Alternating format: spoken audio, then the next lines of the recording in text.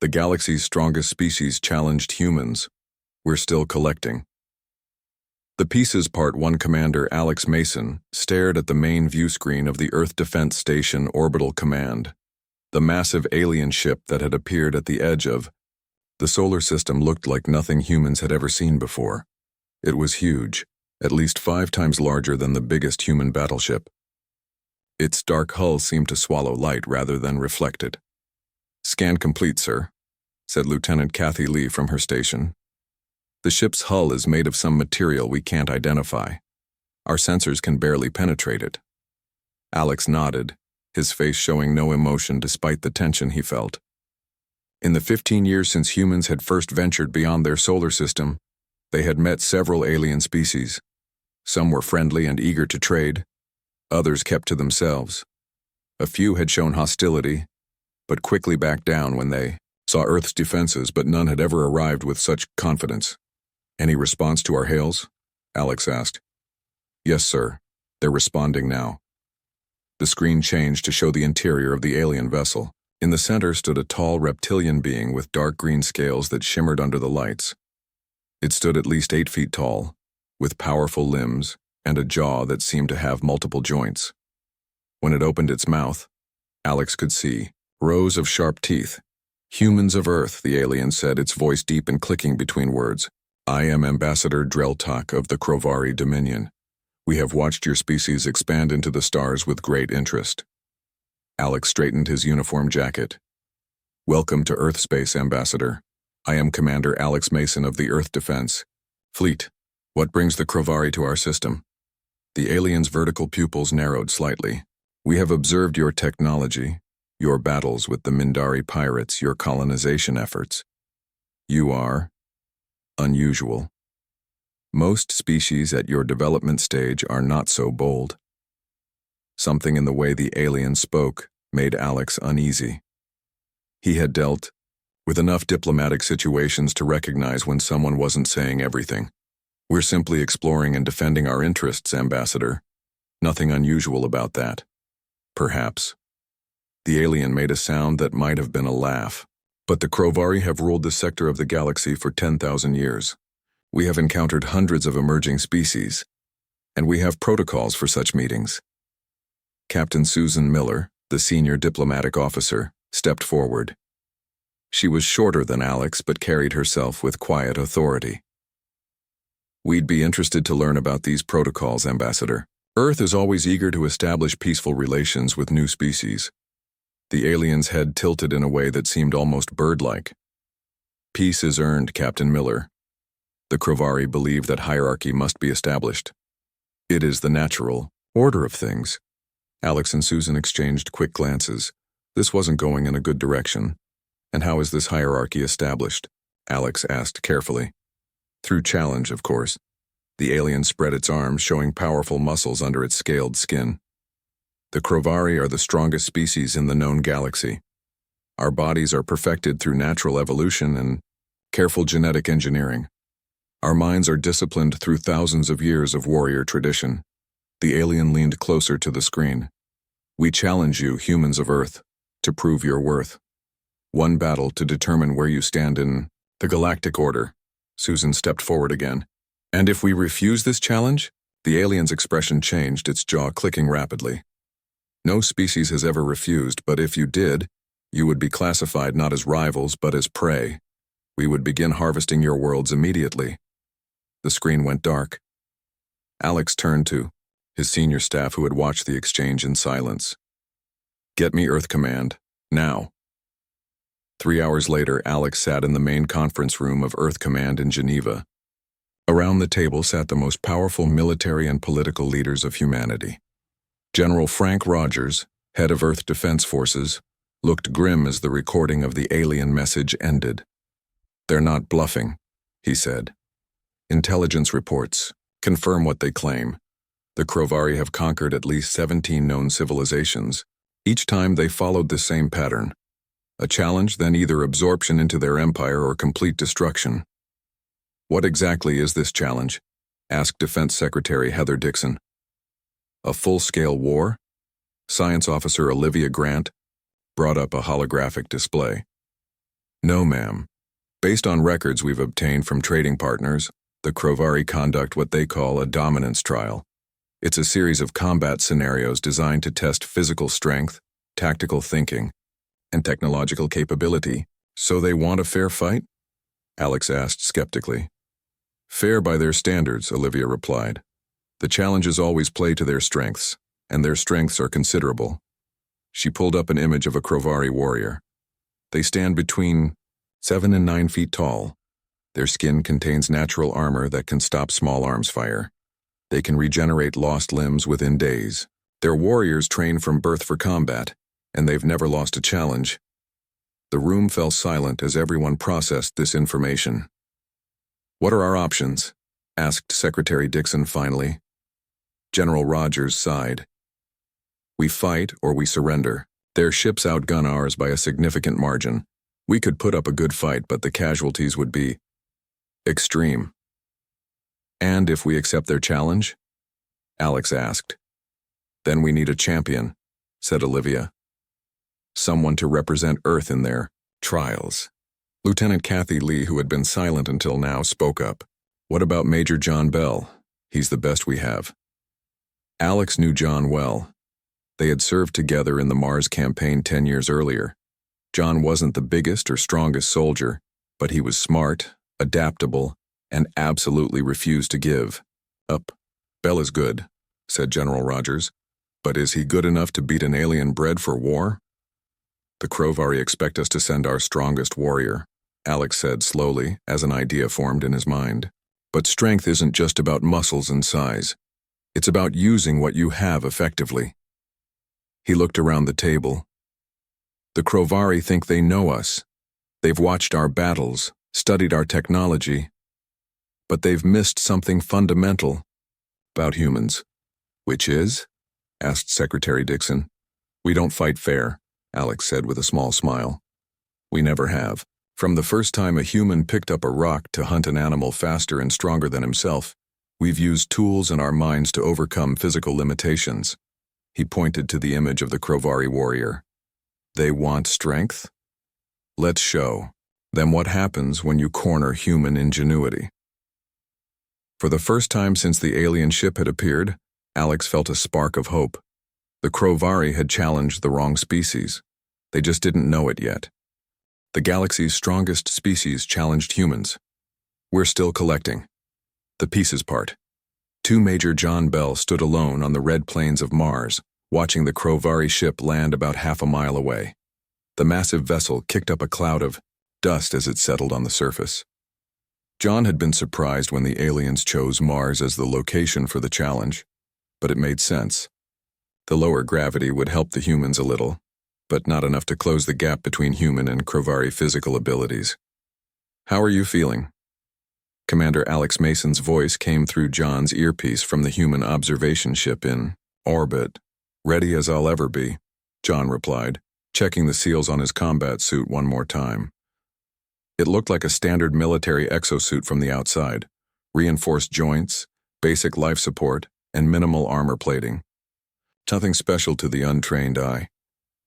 Remember, we only get one shot at this, Alex said. The entire solar system is watching. John nodded, even though Alex couldn't see him. No pressure, right? A door opened in the side of the Crovari ship, and 3 figures emerged. Even at this distance, John could tell they were enormous. The aliens crossed the distance between them with long, confident strides. As they got closer, John got his first real look at the Crovari. The one in the lead stood nearly 9 feet tall, with dark green scales covering powerful muscles.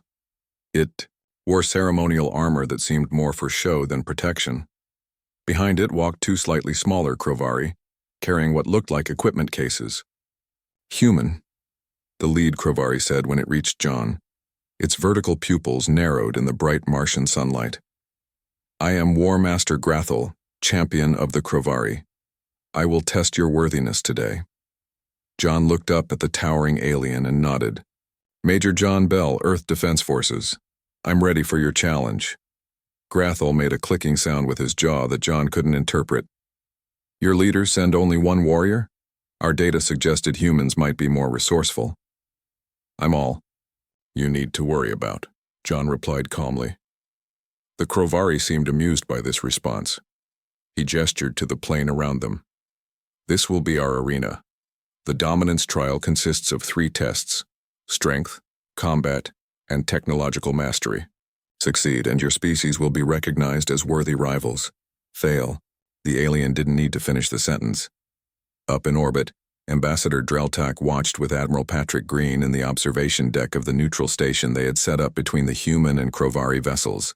Your champion appears underwhelming, Dreltak remarked, looking at the video feed showing John standing before the much larger Grathol.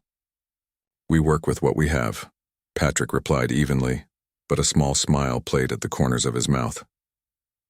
Back on the surface, Grathol pointed to a large boulder about 15 feet across that his assistants were placing on the ground. The first trial is simple. Move this stone across the marker line. He pointed to a line scratched in the red soil about 50 feet away. John nodded. You first. The War Master approached the boulder. He crouched, positioned his scaled hands underneath the massive rock, and with a grunt of effort, lifted it slightly, off the ground. The muscles in his arms and back bulged as he began carrying the boulder toward the line. In the Earth Command Center, General Rogers watched with Science Officer Olivia Grant. That rock must weigh at least 2 tons in Martian gravity, she said. No human could lift that unaided. Good thing Bell isn't unaided, the general replied. On Mars, Grathol dropped the boulder across the line with a heavy thud that sent vibrations through the ground. He turned to John, breathing only slightly harder than normal. Your turn, human. John walked up to the boulder and studied it for a moment. Instead of trying to lift it immediately, he knelt and placed a small device against the rock. The device was about the size of his palm with a simple control panel. What is this? Grathol demanded. You didn't say I couldn't use tools, John replied as he activated the device. A soft hum filled the air, and tiny blue lights flickered across the surface of the small machine.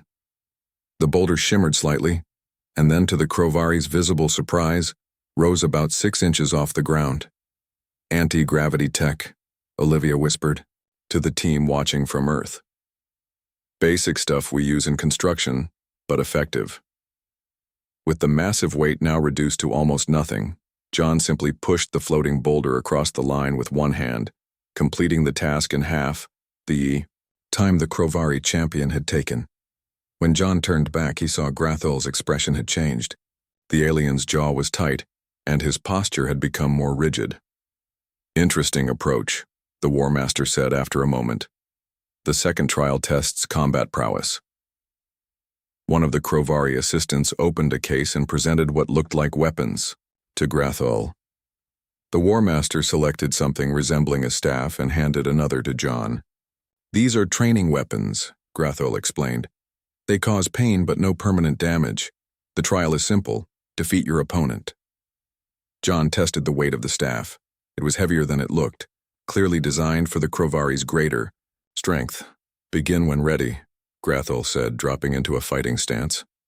In the observation station, Admiral Green leaned forward. This is where it gets tricky. No amount of clever tech can fully make up for the physical advantage they have. Ambassador Dreltak made a sound that might have been agreement.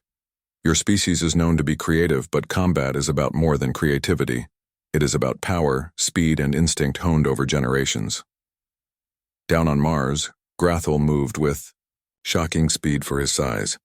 His first strike nearly caught John off guard. The human barely dodged, rolling away as the Crovari staff whistled through the air where he had stood a moment before. John didn't try to block the next attack directly. Instead, he used his staff to deflect the force, letting the Crovari's greater strength work against him by throwing him slightly off balance. He's using modified Aikido techniques, observed General Rogers back at Earth Command. Smart.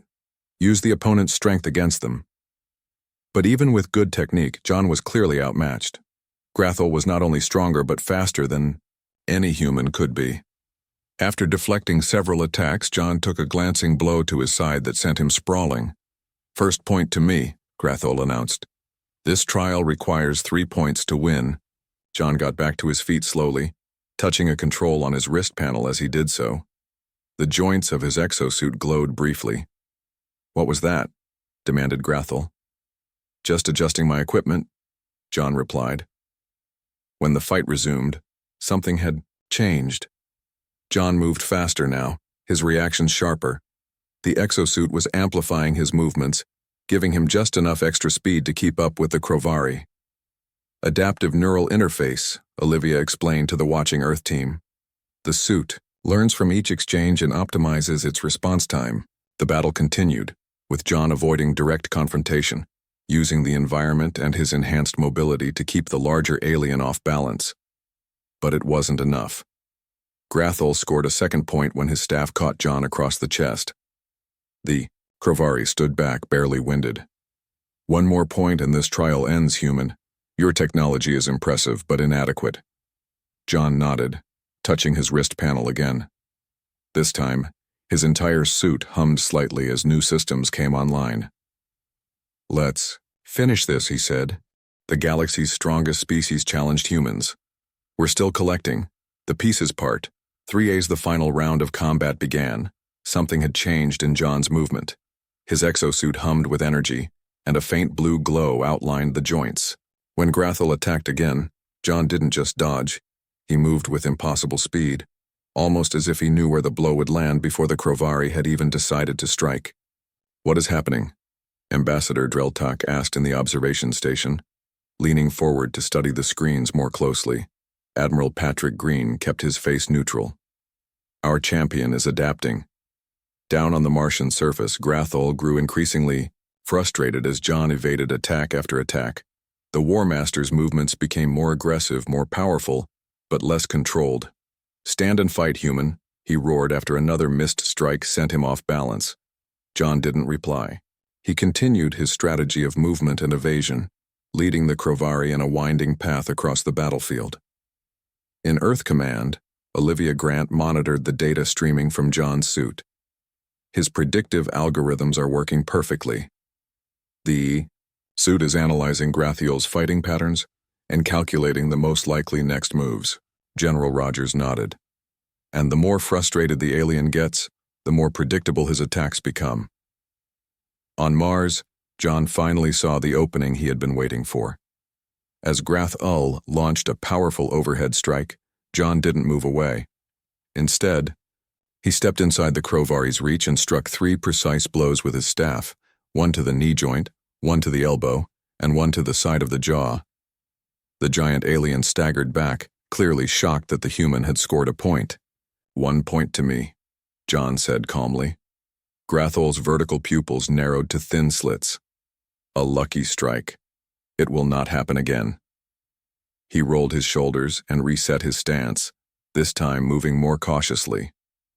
The fight continued, with both combatants scoring another point each. They were now tied at 2 points each, with one final exchange to determine the winner. Both were showing signs of fatigue. John's breathing was heavy, and even Grathul's powerful muscles seemed to be working harder than before. "Final point," the War Master said. "No more games." John nodded, adjusting something on his wrist panel one last time. This time, Grathul didn't rush in. He circled John carefully, looking for weaknesses. When he finally attacked, it was with a combination of strikes so fast that they blurred in the thin Martian air. John's suit responded instantly, moving his body just enough to avoid critical hits. But the Crovari's assault was relentless. Glancing blow caught John on the shoulder, spinning him around. Grathul pressed his advantage, his staff sweeping low to take out John's legs. In that moment, as John began to fall, he pressed a button on his staff. The weapon separated into 2 pieces connected by a flexible cord. As he fell, John whipped the modified weapon around, entangling Grathul's legs. The surprised alien lost his balance and crashed to the ground with a heavy thud that sent red dust billowing into the air. Before Grathul could recover, John was on him, the end of his staff pressed against the Crovari's throat. "My point," John said. "That's 3. I win." For a long moment, Grathul didn't move. His alien face was hard to read, but the tension in his body was clear. Finally, he gave a small nod. "You win this trial, human." In the observation station, Ambassador Dreltak clicked his jaw rapidly. This is unexpected. No species has ever defeated a Crovari champion in direct combat. Admiral Green allowed himself a small smile. There's a first time for everything, Ambassador. Back on the surface, John helped Grathel to his feet. The Crovari stood at his full height again, looking down at the human with new interest. Your fighting style is unusual, he said. You avoid direct confrontation when possible. John nodded. Humans learned long ago that fighting fair is a good way to lose. We prefer to fight smart. The third trial will test that smartness, Grathel replied. He signaled to his assistants, who began setting up equipment a short distance away. When they finished, a large metal container stood on the Martian soil. It was about 10 feet tall, sealed with no visible opening. The final trial is one of problem-solving, Grathel explained. Inside this container is a device that will activate in exactly 30 minutes. When it activates, it will emit a pulse that will disable all technology within 5 miles. Your challenge is simple: prevent the device from activating. John studied the container. Any rules about how I can do that? No rules. Destroy it, disable it, whatever you wish. But I should warn you. The container is made of Crovari battle steel. No human weapon can penetrate it. And if you try to open it incorrectly, the device will activate immediately. So I need to either find the correct way to open it, or find another solution entirely, John said. Grathel nodded. You have 30 minutes, beginning now. In Earth Command, tension filled the room as everyone watched John circle the container. Any ideas? General Rogers asked. Olivia studied the readings from John's suit sensors. The container is exactly what they claim. We can't cut through it with any portable tools John has, and we don't have time to bring in heavier equipment. Lieutenant Kathy Lee spoke up. What if we don't need to open it? The challenge is to prevent it from activating, not necessarily to disable it directly. On Mars, John completed his initial examination of the container. There were no seams, no control panels, nothing that looked like a way to open it. He pressed his hand against the cool metal, feeling for vibrations that might indicate what was inside. Alex, he said into his comm link, I need options. Commander Mason's voice came through clearly. Our analysts say you can't break through that material. You need to think outside the box. Literally. John smiled slightly at the pun. Then an idea struck him. He stepped back from the container and began unpacking several small devices from his equipment belt. What are those? Grathel asked, watching with interest. Mapping drones, John replied as he activated the first one. The small disc-shaped object rose into the air and began circling the container, emitting a soft blue light. They're normally used for geological surveys. Soon, 4 drones surrounded the container, each scanning from a different angle. Data flowed to John's wrist display. There's something interesting here, he said, studying the readouts. The container isn't actually solid. There's a complex mechanism inside the walls themselves. In orbit, Ambassador Dreltak watched with growing concern. What is he doing? Admiral Green shrugged. Problem solving, I believe. On the surface, John continued his analysis. The device must have some way of sensing when the container is being tampered with, some kind of pressure system or motion detector built into the walls. He turned to one of his equipment cases and removed a small device about the size of his palm. It looked simple, just a metal disc with a few controls on one side. What is that? Grathel asked. Gravitational manipulator, John explained. Similar to what I used in the first trial, but more precise. He placed the device on the ground near the container and activated it. A soft hum filled the air as the device powered up. If I can't open the container, John explained, and I can't break through it, then I'll change the conditions around it. The device's hum grew louder and the red dust on the ground began to vibrate slightly. I'm creating a localized gravitic field, John continued. The device inside will think it's still, but actually, every atom inside that container is now experiencing micro-vibrations at a frequency that should disrupt any timing mechanism. Grathel watched with growing interest. Ingenious.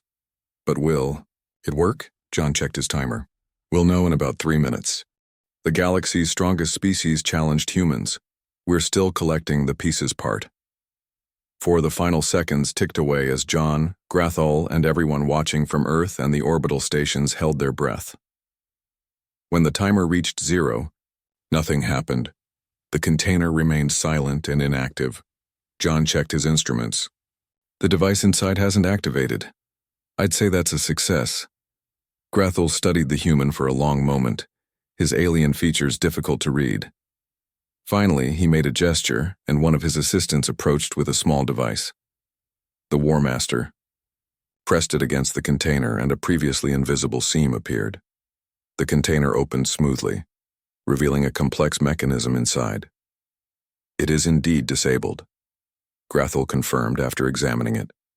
The timing crystal has been disrupted. At the molecular level, a solution I would not have considered. He turned to face John fully. You have completed all 3 trials, human. Not as we expected, but completed nonetheless. In Earth Command, cheers erupted from the staff. General Rogers allowed himself a rare smile. He did it. Bell actually did it. Olivia Grant was already analyzing the data from the final trial. The gravitational manipulation technique he used was brilliant. Instead of trying to break into the container, he changed the physics inside it. Back on Mars, Grathol studied John with new intensity. You did not win these trials through superior strength or speed. No, John agreed. Humans rarely win anything that way. We're not the strongest or fastest species even on our own planet. The Crovari tilted his head. Yet you have become the dominant species on your world. How? We adapt, John said simply. When we can't overpower something, we find another way. We build tools.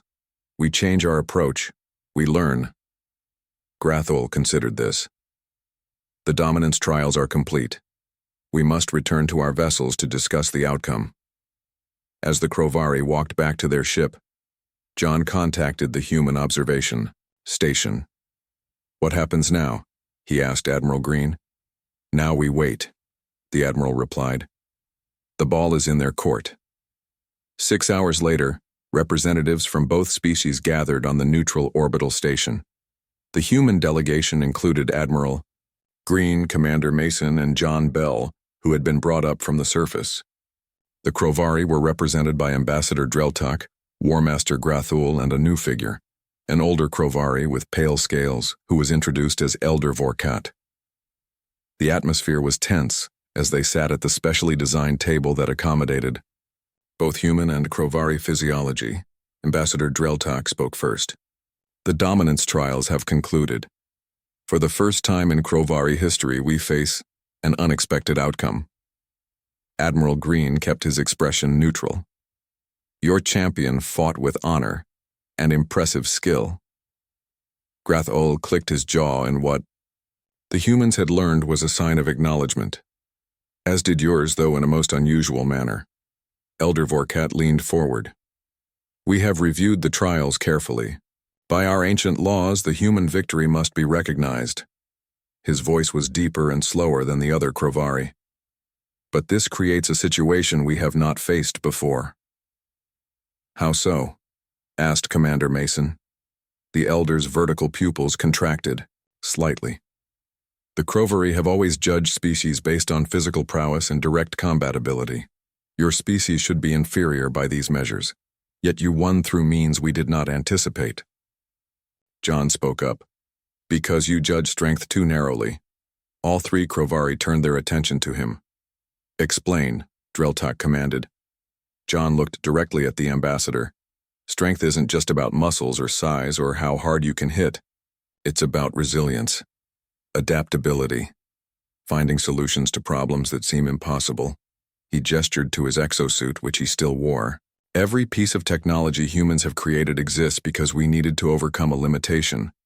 We can't fly, so we built planes.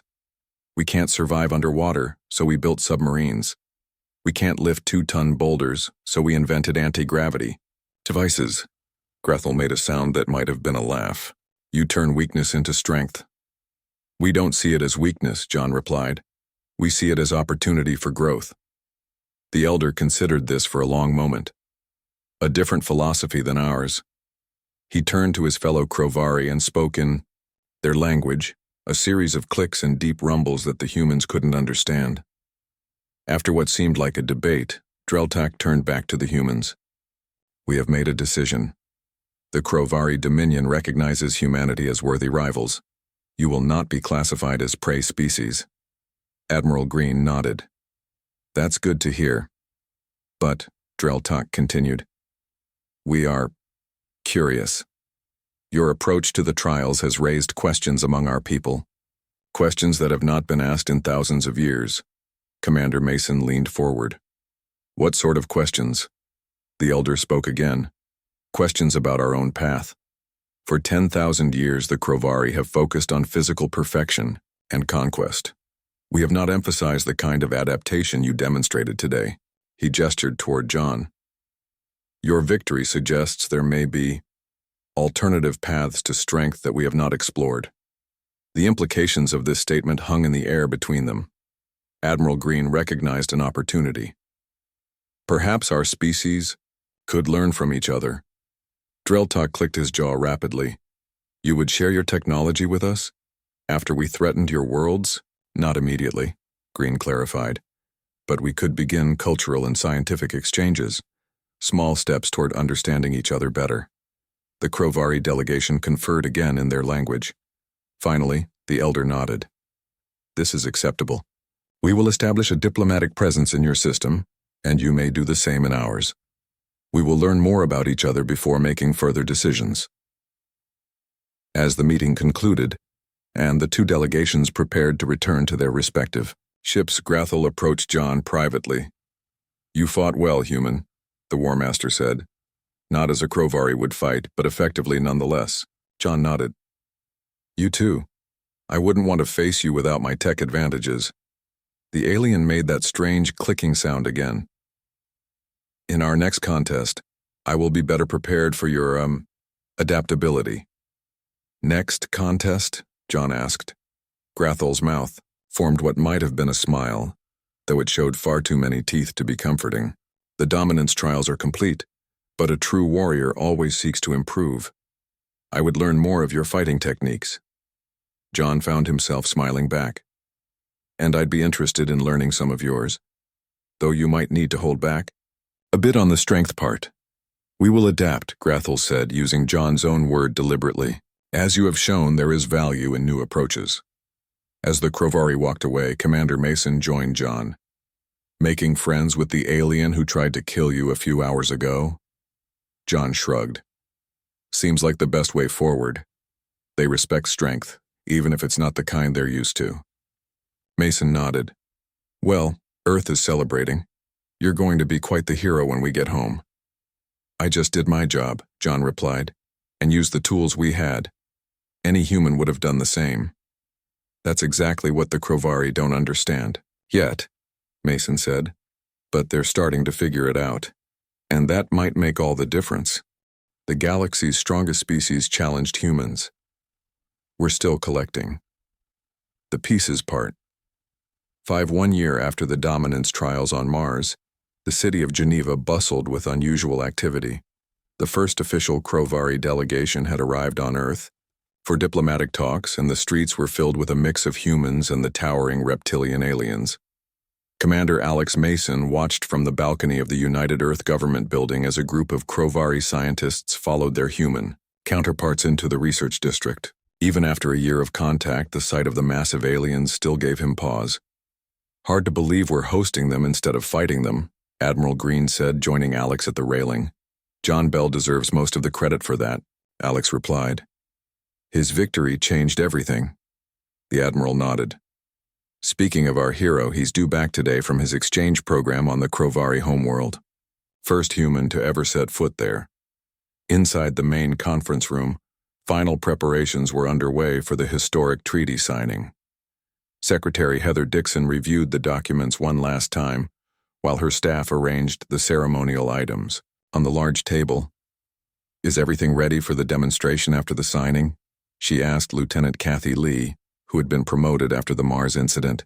"Yes, ma'am. Science team is standing by at the medical center." The door opened and Ambassador Dreltak entered with Elder Vorkat and 2 other Krovari officials. Though they still moved with the natural confidence of apex predators, their manner toward the humans had changed dramatically over the past year. "Secretary Dixon," the ambassador greeted her with a formal bow of his head. "We are pleased to reach this historic moment." Heather returned the gesture. "As are we, Ambassador. This agreement will benefit both our peoples." The elder moved closer, his pale scales catching the light. "When we first entered your system, we came seeking to establish dominance. Instead, we found something unexpected, a species that made us question our own path." Heather smiled diplomatically. "Different approaches to survival can both be valid, Elder Vorkat. The galaxy is large enough for many types of strength." The formal ceremony began 30 minutes later. Representatives from Earth's nations and colonies gathered alongside the Krovari delegation. Cameras broadcast the event to billions of viewers across the solar system, and, for the first time, to the Krovari worlds as well. As Secretary Dixon and Ambassador Dreltak signed the final document, a side door opened. Major John Bell entered, accompanied by War Master Grathol. Both moved with the careful steps of warriors, but there was an ease between them that spoke of growing trust. John looked different after his time on the Krovari homeworld. He stood straighter, moved with more confidence, and small scars on his exposed arms hinted at the training he had endured. Grathol, too, had changed. He wore what appeared to be a modified human exosuit, adapted for his larger frame. When he moved, the suit hummed faintly, a sound familiar to anyone who had watched the Mars trials. "The heroes of the hour," Secretary Dixon said, gesturing them forward. "Major Bell, War Master Grathol, would you like to say a few words about your experiences?" John stepped up first. "A year ago, I stood on Mars representing humanity against what we thought was our greatest threat. Today, I return from the Krovari homeworld having learned as much as I taught." He glanced at Grathol. "The Krovari strength and combat traditions are remarkable. Their physical abilities are still unmatched by any human. But what started as a competition has become an exchange of ideas that makes both our species stronger." Grathol took his place next to John. The massive alien looked over the human audience before speaking. "The Krovari have conquered across the stars for 10,000 years. We believed physical strength was the only measure of worth." He paused, his vertical pupils scanning the room. "We were wrong." A murmur ran through the crowd at this admission. The human victory and the dominance trials forced us to reconsider our most basic beliefs. How could a physically weaker species defeat our champion? The answer has transformed our understanding. Grathol gestured to the exosuit he wore. "This technology, adapted from human designs, enhances my natural abilities. But more importantly, it represents a new way of thinking for the Krovari." After the ceremony, the delegations moved to the Geneva Medical Center for the demonstration that would cement the new alliance. In a large laboratory, science officer Olivia Grant waited with her team and several Krovari scientists. "Today, we unveil the first practical application of our combined technologies," she announced as the leaders gathered around. "Krovari genetic engineering combined with human medical nanotechnology." She gestured to a display showing microscopic machines working at the cellular level. These nanobots, designed by human engineers but incorporating Krovari bioadaptation principles, can repair damage that was previously untreatable, regrowing nerves, healing brain injuries, even restoring lost limbs. A young woman in a wheelchair was brought forward. Her name was Lisa Carter, a pilot who had lost the use of her legs in an accident 2 years earlier. Krovari and human doctors worked together to inject the new treatment into her spine. Within minutes, sensors showed new activity in her previously damaged nerves. Within an hour, she could feel her toes. The full treatment would take weeks, but the results were already being called miraculous. "This is just the beginning," Olivia explained to the astonished audience. "What started as technologies designed for war, Krovari genetic engineering and human adaptive systems, have been repurposed to heal. Later that evening, John Bell stood with Alex Mason on the balcony of the reception hall, watching the city lights come on as dusk fell. "So, was it worth it?" Alex asked. "A year on an alien world, training with creatures who could snap you in half?" John smiled. "Absolutely. The Crovari have so much to teach us once you get past the whole dominate the galaxy mindset. And they're learning from us just as quickly." He nodded toward Grathol, who was demonstrating a Crovari fighting stance to a group of fascinated human military officers. He's been collecting pieces of human culture and technology like a kid with new toys, combat techniques, engineering concepts, even music. "I heard you introduced them to jazz," Alex said with a grin. "They love the improvisation aspect. Fits with their warrior mentality, but challenges them to think differently." Secretary Dixon joined them, looking pleased with the day's events. "The treaty is just the formal beginning. The medical breakthrough we saw today is where the real future lies." John nodded. "When we first met the Crovari, they called us a worthy rival. Now they're starting to use a new word, ally. From challenging humans to working with us," Alex mused. "Quite a change." "That's what humans do best, isn't it?" John replied. "We change things, we adapt, and we help others adapt too." As night fell over Geneva, the Crovari ship in orbit appeared as a bright star moving across the sky. Once a symbol of threat, it now represented something new, a future where different kinds of strength could work together. The galaxy's strongest species had challenged humans, expecting to collect the pieces of a defeated world. Instead, they found themselves gathering pieces of human ingenuity, adaptability, and collaboration. Pieces that were already helping to build a better future for both species. And somewhere in the stars, other species were watching, learning, and perhaps questioning their own definitions of strength.